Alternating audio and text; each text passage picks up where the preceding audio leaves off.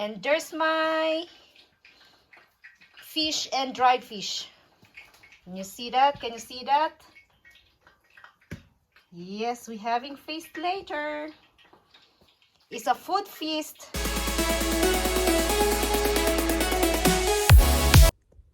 Hey, good morning world. It's me, your farm girl again. And today's video, I show you how to survive in a cold weather. Frying dried fish. Can you see this? I have turon. I have dried fish. I have pot or frying pan. And I have stuff here, guys. And have cooking oil.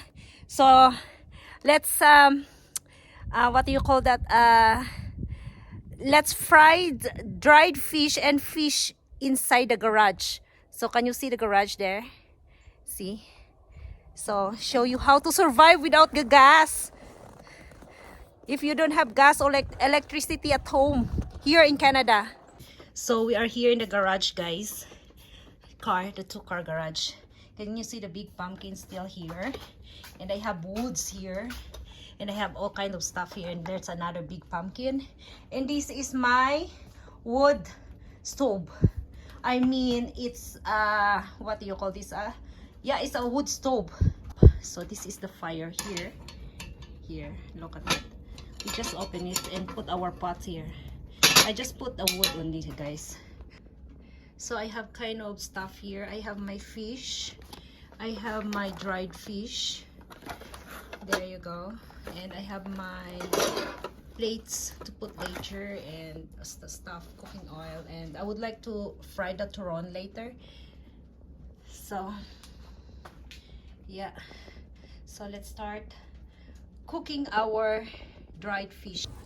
So we just open this, guys. See, you see the fire, and maybe we should put in here, and we have to put our pan.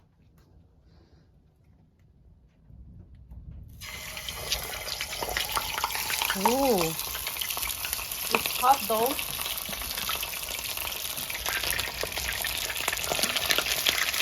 I think one at a time on it. Oh, it's okay. So, frying fish in the furnace. In the wood stove furnace. You see, guys. It's too hot here. What an idea, huh? So instead of having the smell explosion inside the house, an oily house, we can fry the fish in the garage or in the wood stove while during winter.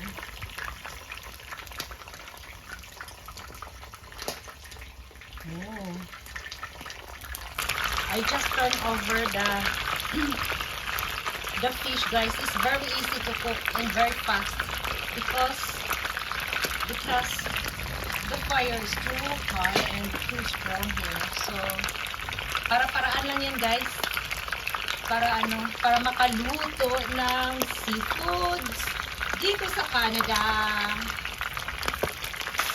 That's neat. Cooking fish and the wood varnish. You see? I think it's ready now. Fish. There you go. You see? We have fish for lunch. And now, let's make cook our bulad. See this? Oopsie.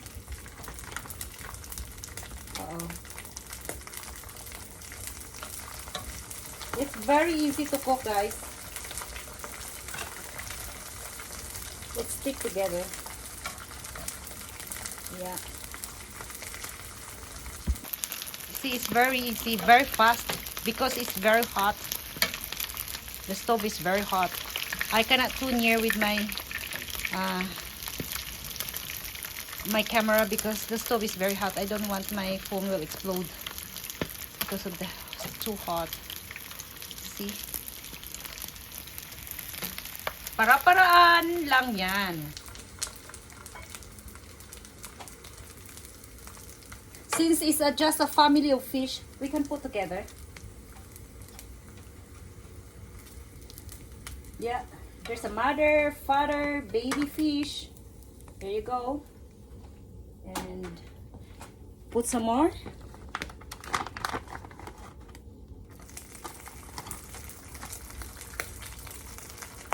It's bulad. There. But we have to very fast, mga ka-farm, dahil ito ay masusunog. So, ayan. So, agad-agad. Pag sunog kasi mapait. So, luto na yon. Tagalin na natin. Kasi mapait na yung mamaya. There you go. So, the car, it serves as my table now. And this is a very exciting one, guys. Yeah. Oh. Don't joke with this. It's hot. I thought just now it takes time to cook in here, guys, but I just seen that it's very fast because the fire and this stove is very hot. I show you.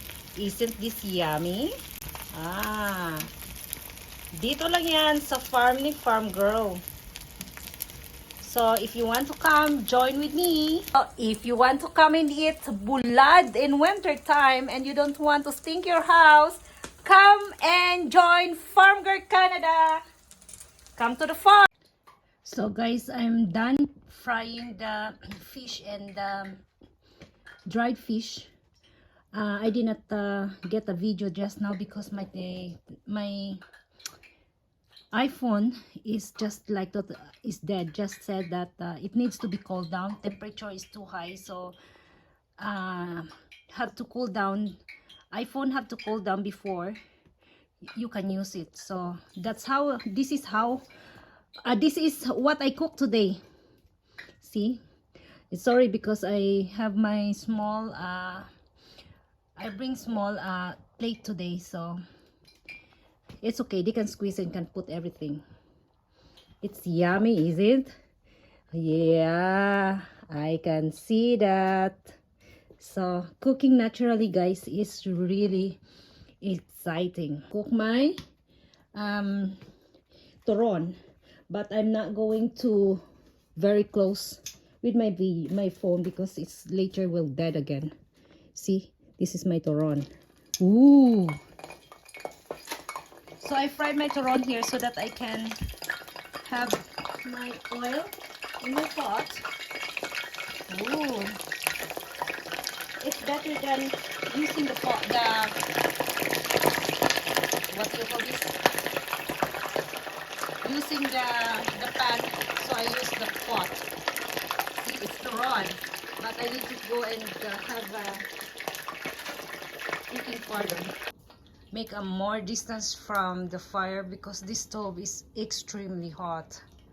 Other side of the garage is 20, can you see that? 20 degrees Celsius, which is 68 Fahrenheit. See that? Of course, guys, I opened the door so that it's not so stinky inside the garage.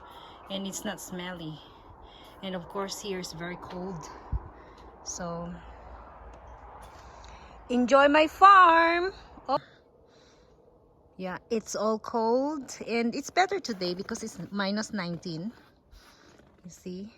So well, while we are cooking, I'm just showing you around. That is our park. And how thick is that? Maybe 6 or 7 inches. And now we're going back to our turon. Let's turn it up. But I had to make a distance a little bit. I don't want the iPhone later will say it's too hot. Temperature is too high. Needs to cool down before you use the iPhone. That is the problem for the iPhone, guys. Not too cold and not too hot. So it's cooking, it's cooking. So we're cooking our turon here, guys. See? Sorry. Can bring over here. And I have prepared my sesame seeds and my sugar here, but it's not very much. This is only 2 tablespoons of sugar because I don't like too hot. I mean too sweet.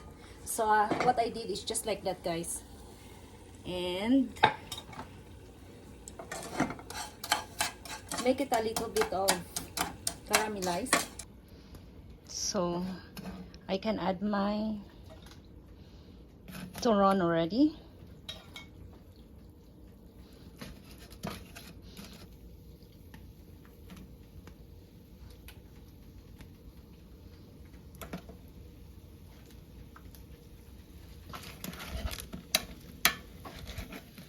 So we just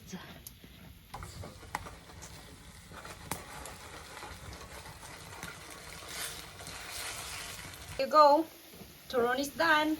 Look, it's cool. It's cooked, and it's quick only to cook in the stove, fire stove. So just like that, and it's cooked. So we need to remove our turon already.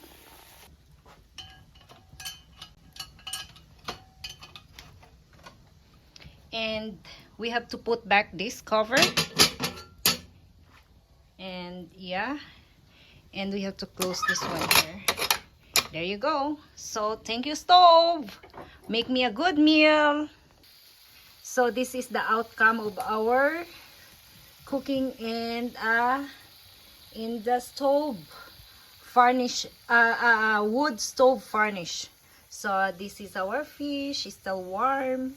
And this is our turon, still sizzling hot and ready to eat.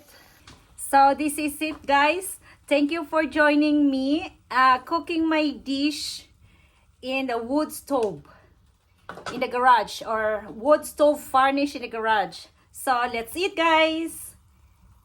Happy meal.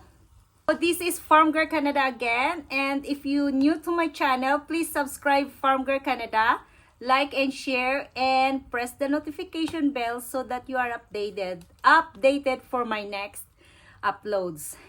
Thank you for watching. FarmGirl Canada here. Bye bye. Let's eat.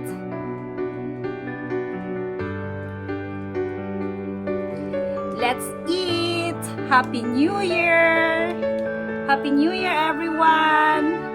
Happy tummy later.